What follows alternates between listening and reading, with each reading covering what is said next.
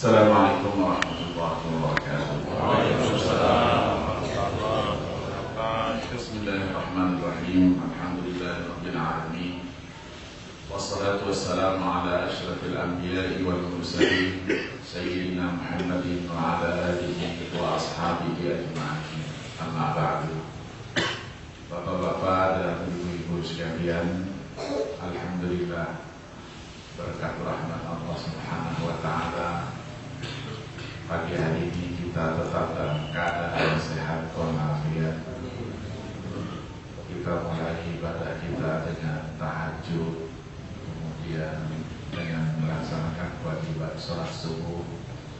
Kita akan akhiri dengan kajian majelis ilmu. Mudah-mudahan seluruh rangkaian amal ibadah yang telah kita lakukan ini diterima serta mendapatkan berkah dan ridha dari Allah Subhanahu wa taala. Salawat dan salam tidak lupa kita sanjungkan pada baginda Rasulullah sallallahu alaihi wasallam, seluruh keluarga, sahabat dan pengikut beliau ila yaumil qiyamah. Amin ya rabbal alamin. Bapak-bapak dan ibu-ibu sekalian, kajian kita pada pagi hari ini kita akan fokuskan, ada pertanyaan dari jamaah, apa penyebab terjadinya perbedaan dalam penafsiran ayat-ayat Al-Quran itu? Pernah kita sampaikan bahwa Al-Quran adalah kitab yang diturunkan oleh Allah Subhanahu wa taala sebagai kalamullah yang terakhir. Diturunkan pula kepada nabi dan rasul yang terakhir. Berarti tidak ada setelah itu wahyu yang diturunkan oleh Allah Subhanahu wa taala. Maka Al-Quran itu lengkap. Walaupun ayatnya hanya 6.236 ayat, tapi isi dan kandungannya itu sudah mencakup semua permasalahan umat. Baik ketika permasalahan itu pada waktu umat, masyarakat ketika diturunkannya Al-Quran, yaitu masa sahabat, atau masa setelahnya, masa tabi'in, tabi'in dan seterusnya, sampai dengan masa kita sekarang ini dan masa yang akan datang. Tidak ada lagi ayat yang diturunkan untuk menjawab permasalahan umat.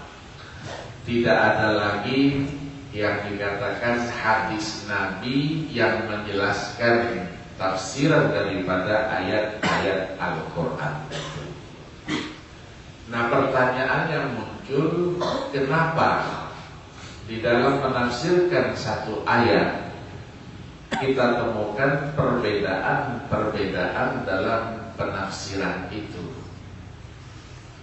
Ada beberapa faktor yang menyebabkan Al-Quran itu ketika ditafsirkan terjadi perbedaan, yang nanti dalam ulumul Quran itu disebut dengan madzhabut tafsir atau aliran-aliran di dalam penafsiran.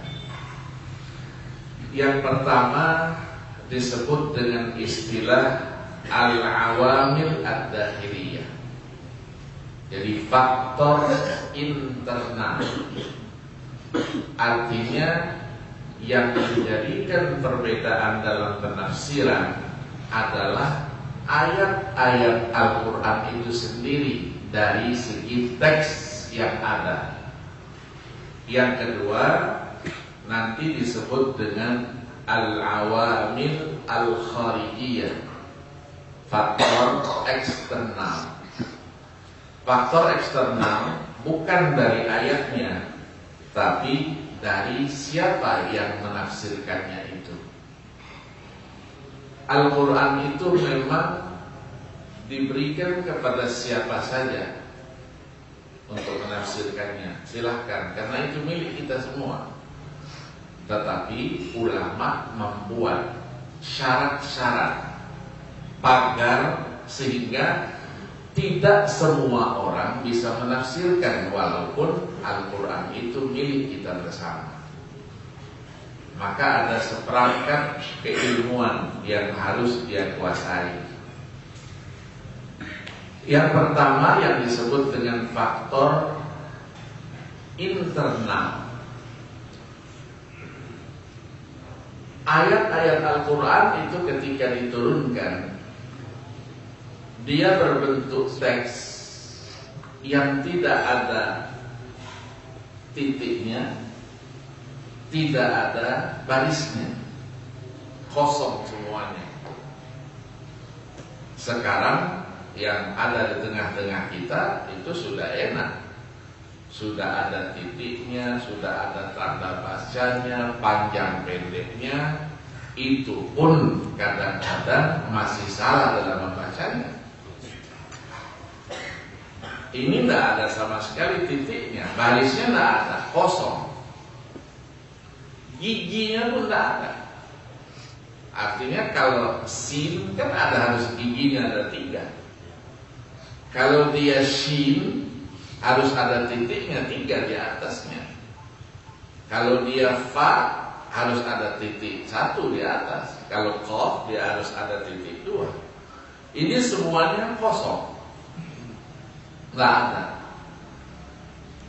Nah, coba kita bayangkan kalau kita masih menerima wahyu Al-Quran seperti itu, sementara kita bukan orang Arab,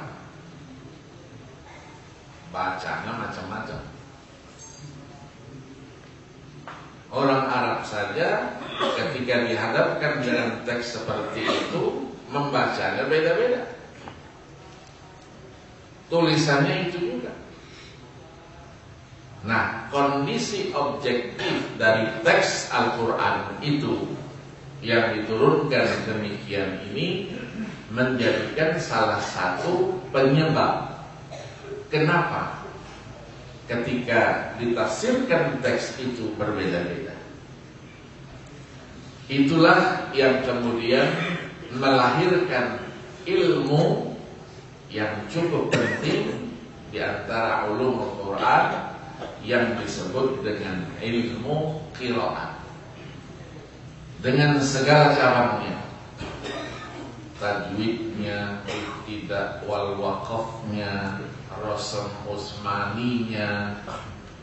Itulah ilmu qiraat, ilmu yang membahas tentang bagaimana cara menuturkan, mengucapkan teks Al-Quran itu dengan baik, dengan aliran-aliran yang ada, dengan penisbahan kepada siapa imam yang diikutinya itu.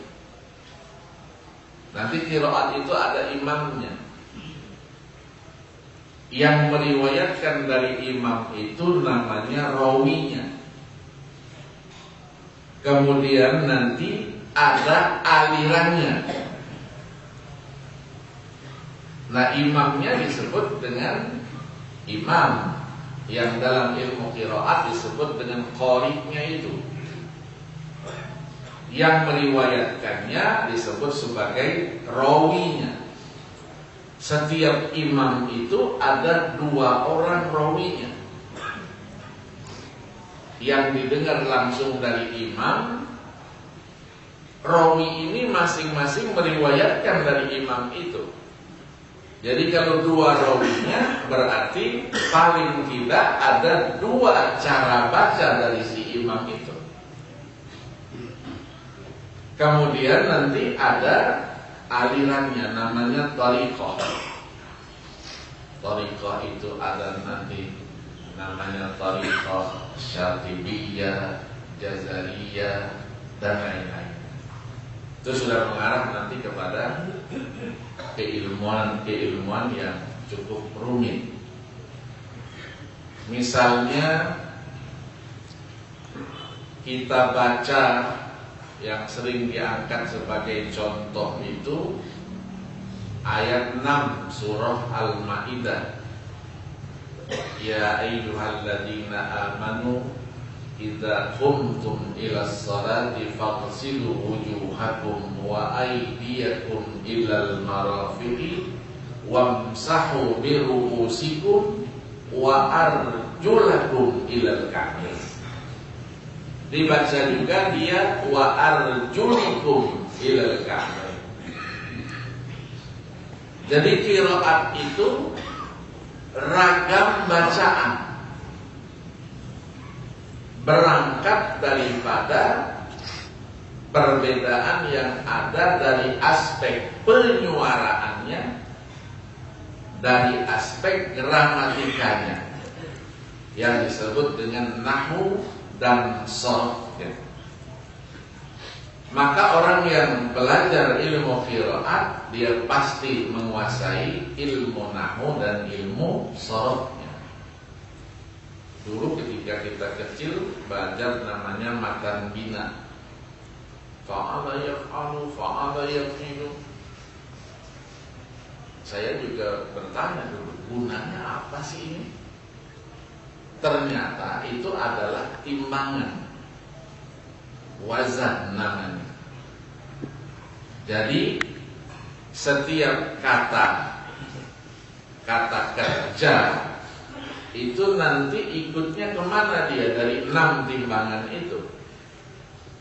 Itu namanya matan bina. Kalau dia sendiri, daraba yadribu darban, ada fa'ala yaf'alu, ada nanti syariba yashrabu.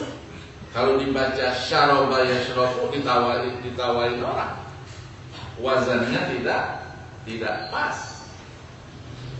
Ketika nanti ada pihak lain bukan sendiri, dua, itu nanti disebut dengan ada namanya mazid biharfin wahid, tambahan 1 huruf. Ada mazid biharfaini, tambahan 2 huruf. Kalau doroba mukul, tapi kalau dia doroba yudhoribu berarti saling memukul. Saling memukul, nah mungkin sendirian, pasti 2 orang. Iya kan? Maka keduanya dikatakan tadoroba fulan, saling memukul. Itu yang sering disebut dengan istilah musoroah, katanya gulat. Gulat itu kalau sendirian bukan gulat namanya. Ya, apa dulu? Smackdown. Iya kan? Mulakamah namanya. Mulakamah. Nah, orang yang saling memukul namanya mudharabah.